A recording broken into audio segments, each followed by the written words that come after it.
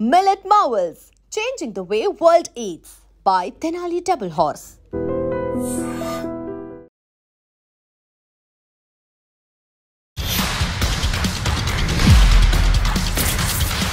మరిచిపోలేని మహానటి ఋషేంద్రమణి సినిమా మాధ్యమం వచ్చిన తర్వాత అంతకు ముందు రంగస్థలం మీద మంచి ప్రతిభ కనబర్చిన చాలా మంది సినీ పరిశ్రమకు వెళ్లారు.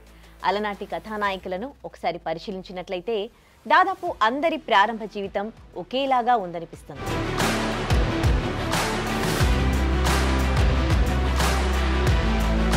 అంతేకాకుండా ఇప్పటిలాగా ఎవరో పాడిన పాటకు వారు నటించేవారు కాదు. అయితే ఆ కాలంలో హీరోయిన్లందరూ దాదాపు వారి పాత్రలకు వారు పాటలు పాడేవారు.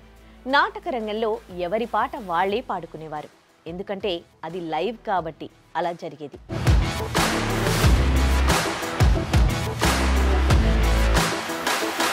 ఋషేంద్రమణి అలనాటి మేటి నటి. ఆమె రూపంలోని గాంభీర్యం, కంచు కంఠం, తాను పాడిన పద్యాలు, పాటల్లోని శ్రావ్యత, ఆమె నటనా ప్రతిభ ఇవన్నీ కూడా ఆమెకు మాత్రమే సొంతం.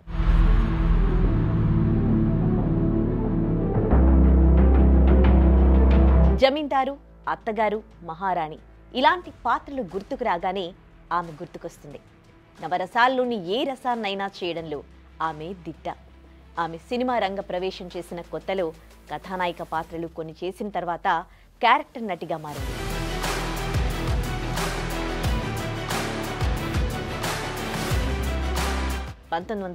ల నుండి 10 సంవత్సరాల పాటు ఆమె లేని సినిమా లేదంటే అతిశయోక్తి కాదేమో.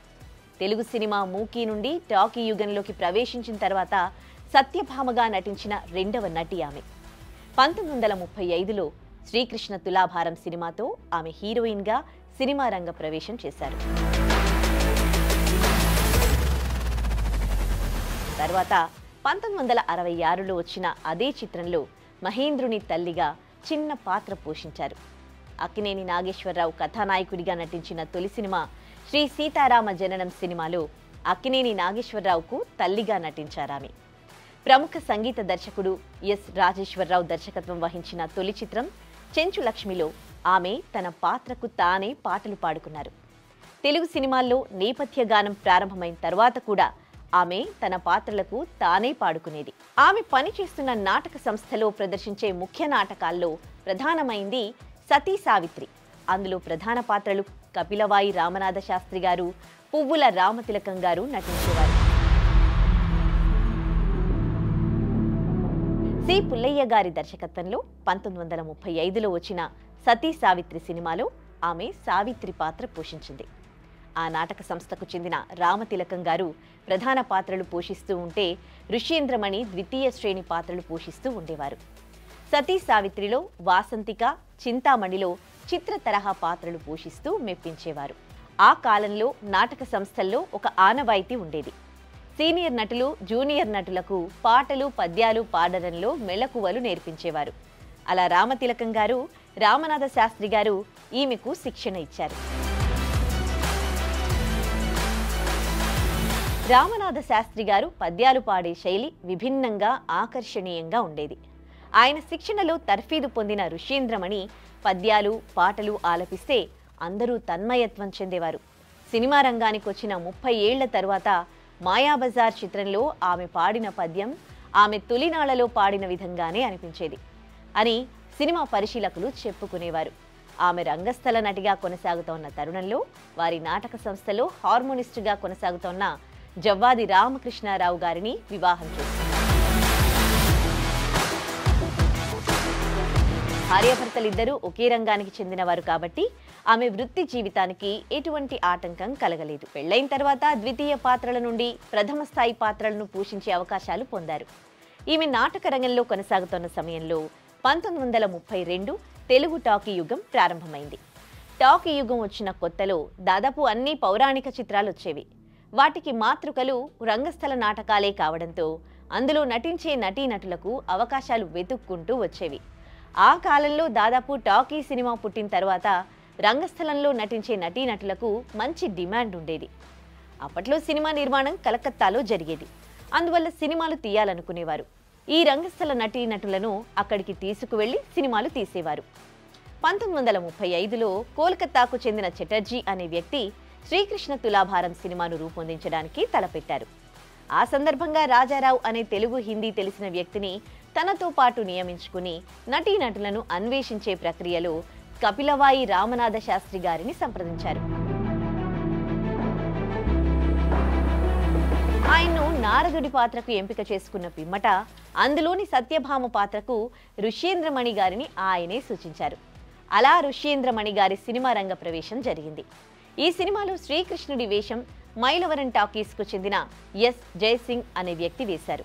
ఈ సినిమా ఋష్యేంద్రమణి గారితో పాటుగా చాలా మందికి ఇది తొలి సినిమాగా చెప్పుకోవచ్చు. వారిలో ప్రధానమైన వారు కాంచనమాల, రేలంగి, లక్ష్మీరాజ్యములు. ఈ సినిమాలో నటించిన నటీనటులందరిలో ఎక్కువ పారితోషికం తీసుకుంది కపిలవాయి రామనాథం గారు, ఋష్యేంద్రమణి గారులే అని చెప్పుకోవచ్చు. అప్పట్లో ఇద్దరికి చెరో 1000 రూపాయలు ఇచ్చారని చరిత్ర చెప్తోంది. ఈ శ్రీకృష్ణ తులాభారం సినిమా షూటింగ్ సమయంలో తోటలో కొన్ని క్రోటన్ మొక్కలు పెట్టారట. ద్వాపర యుగంలో క్రోటన్ మొక్కలు లేదు కదా అని దర్శకుడు చటర్జీ వాటికి ప్లాస్టిక్ పూలు అలంకరించి చిత్రీకరించారని చెప్పుకుంటారు. ఆ సినిమాలో అందరికీ మేకప్ వేసింది కూడా పొంచిబాబు అనే బెంగాలీ వ్యక్తి. ఆ కాలంలో నటీనటులకు నేపథ్య గీతాలు ఉండేవి కావు అని చెప్పుకున్నాం కదా. నటీనటులు నటిస్తూనే పాటలు పాడుకునేవారు. అయితే వారికి వాద్య సహకారం అందించేవారు కెమెరాకు కనిపించకుండా కూర్చుని వాయిద్యాలను వాయించేవారు. ఇదంతా ఒక సర్కస్ ఫీట్ గా ఉండేదట. ఈ సినిమా తయారైన కలకత్తాలోని దర్శనీయ ప్రదేశాలను చిత్రీకరించారట. ఈ సినిమా పెద్దగా ఆర్థికంగా లబ్ధి చేకూర్చకపోవడంతో ఋష్యేంద్రమణి, ఆమె భర్త ఇద్దరూ తిరిగి నాటకాల వైపు ప్రయాణం చేయడం జరిగింది. ఈసారి వారు కడారు నాగభూషణం, కన్నాంబ గారు నిర్వహించే రాజరాజేశ్వరి నాట్య మండలి సంస్థలో నటించడం ప్రారంభించారు. ఋష్యేంద్రమణి గారు సావిత్రి నాటకంలో నారదుడు, రంగూన్ రౌడీలో ప్రభావతి పాత్రలు వేసేవారు. ఆ పాత్రలు ఆమెకు మంచి పేరును తెచ్చిపెట్టాయి. ఆమె మళ్లీ సినిమాల్లోకి వెళ్లాలనే ఆలోచనే చేయలేదు. 1939లో ఆమె భర్త హార్మోనిస్ట్, సంగీత దర్శకుడు అయిన రామకృష్ణారావు గారికి మద్రాసు నుండి హెచ్ఎం రెడ్డి గారి వద్ద నుండి కబురొచ్చింది.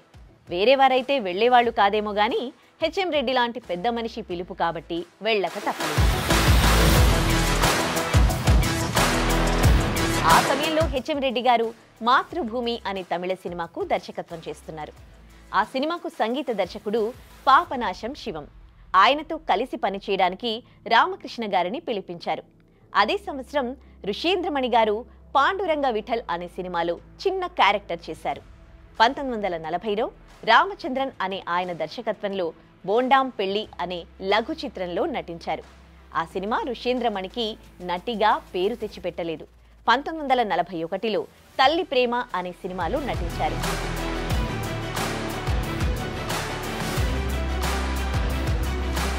కడారు నాగభూషణం గారు, కన్నాంబలు వారు నడిపిన రాజరాజేశ్వరి నాట్య మండలిలో నటించిన సందర్భంగా వారు రూపొందించిన ఈ సినిమాలో తల్లి పాత్ర పోషించే అవకాశం వచ్చింది. ఈ సినిమాలో కన్నాంబది ప్రధాన పాత్ర అయినప్పటికీ సినిమాను మలుపు తిప్పే కీలకమైన పాత్రలో ఋష్యేంద్రమణి నటించారు. ఈ సినిమా ఋష్యేంద్రమణికి మంచి పేరు తెచ్చిపెట్టింది. 1942 మార్చిలో గూడవల్లి రామబ్రహ్మం గారి దర్శకత్వంలో సారథి ఫిల్మ్స్ వారు తమిళంలో ఇలంగోవన్ అనే రచయిత రాసిన శిలప్పాదికారం అనే కావ్యం ఆధారంగా రూపొందిన పత్ని అనే సినిమాలో హీరోయిన్ గా అవకాశం వచ్చింది. సినిమాలో హీరోగా ప్రఖ్యాత దర్శకుడు కె రాఘవేంద్రరావు గారి తండ్రి గారైన కెఎస్ ప్రకాష్ రావు గారు నటించారు. ఈ సినిమా ఋష్యేంద్రమణి గారి సినిమా కెరీర్లో మైలురాయిగా నిలిచిపోయింది. ఈ చిత్ర కథ విషయానికొస్తే 2000 సంవత్సరాల క్రితం కోవలన్ అనే వర్తకుడుండేవాడు. ఆయన భార్య పేరు కన్నగి. వాళ్ళిద్దరిది అన్యోన్యమైన దాంపత్యం. ఓసారి ఆ దేశ రాజు మాధవి అనే నర్తకి నృత్య ప్రదర్శన ఏర్పాటు చేసి వర్తకుడిగా మంచి పేరున్న కోవలన్ను ఆహ్వానించాడు. అక్కడ కోవలన్ మాధవి నృత్యం చూసి పరవశించి ఆమె ప్రేమలో పడతాడు. తర్వాత ఆమెను వివాహం కూడా చేసుకుంటాడు. ఇంట్లో ఉన్న నగలు, ఆస్తి అంతా తీసుకుని వెళ్లి ఆమెకిచ్చేవాడు. ఆమె మోసులో పడి వ్యాపారాన్ని సరిగ్గా చేసేవాడు కాదు. ఆ సమయంలో ఓ వ్యాపార భాగస్వామి అతన్ని మోసం చేయడం, మాధవికి కూడా అతనితో మనస్పర్ధలు రావడం అన్ని వెంటనే జరిగాయి. ఈ పరిణామ క్రమంలో కోవలన్ మళ్లీ ఇల్లు చేరుకున్నాడు.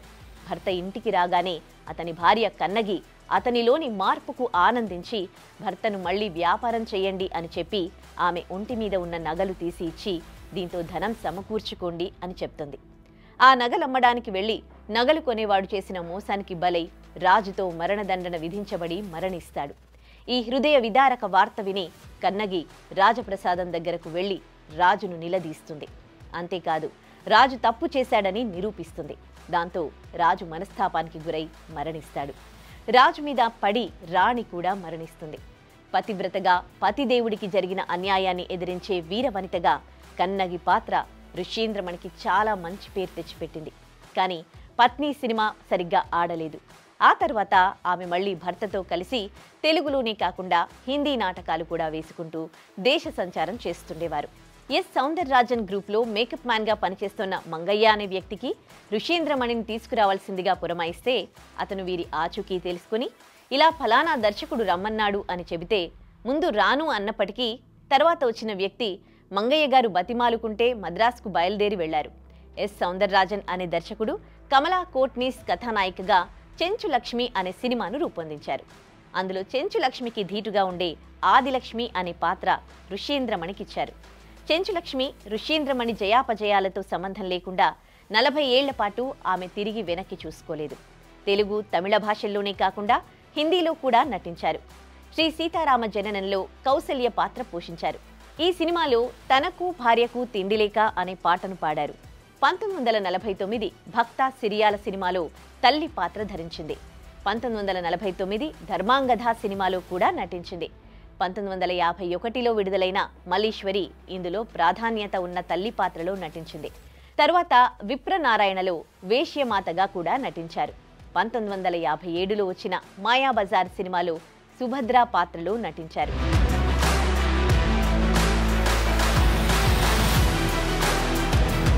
1966లో వచ్చిన నవరాత్రి సినిమాలో కూడా అలాంటి పాత్రను పోషించారు.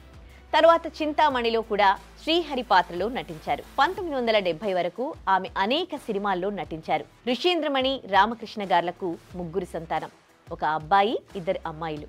1976లో వారి మనవరాలు భవానీ కన్నడ సినిమాతో సినిమా రంగ ప్రవేశం చేశారు. ఈ సినిమాలో మనవరాలితో పాటు ఋష్యేంద్రమణి గారు కూడా నటించారు. ఆ సినిమా ఘన విజయాన్ని సాధించింది. ఆ సినిమాలో ఇద్దరికీ పురస్కారాలు లభించాయి. ఋష్యేంద్రమణి చివరి సినిమాగా నటించిన చిత్రం శ్రీ షిరిడి సాయిబాబా మహాత్యం. తర్వాత భవానీ వందలాది తమిళ, తెలుగు, కన్నడ సినిమాల్లో నటించారు. తెలుగులో ఆమె వనజ, గిరిజ, సీత గీత దాటితే, శ్రీమద్విరాట పర్వం సినిమాలో బాలకృష్ణ సరసన ఉత్తర పాత్రలో నటించింది. ఋష్యేంద్రమణి సినిమాల్లో నటించడం మానేసిన తర్వాత మనవరాలితో పాటు షూటింగ్లకు వెళ్లేవారు. తర్వాత భవానీ సినిమాల్లో నటించడం మానేసిన తర్వాత అనేక టీవీ సీరియల్స్లో నటించారు.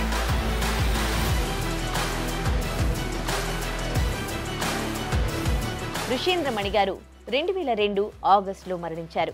కథానాయికగా, క్యారెక్టర్ నటిగా, తల్లిగా, బామ్మగా అనేక పాత్రల్లో నటించిన ఋష్యేంద్రమణి తన జ్ఞాపకాలు రీళ్లలో మిగిల్చి శాశ్వతంగా ఈ లోకాన్ని విడిచి వెళ్లిపోయారు.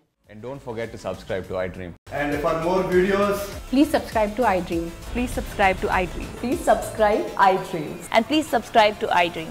For more videos, subscribe to iDream. please like, share and subscribe to the channel. Congratulations, iDream. Subscribe to iDream. Subscribe to iDream.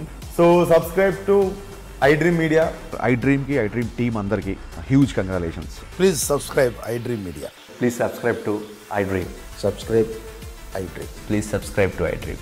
iDream అంటే నా కళల ఛానల్ను సబ్స్క్రైబ్ చేసుకున్న నోరు తిరుగుతలేదు, మీరైతే గంట గుర్తు కొట్టండి. For more such videos, please subscribe to iDream. Subscribe to iDream. Please subscribe to iDream. Please subscribe iDream Media. Please do subscribe to iDream. Please subscribe to iDream Media. For best entertainment and information, please subscribe iDream.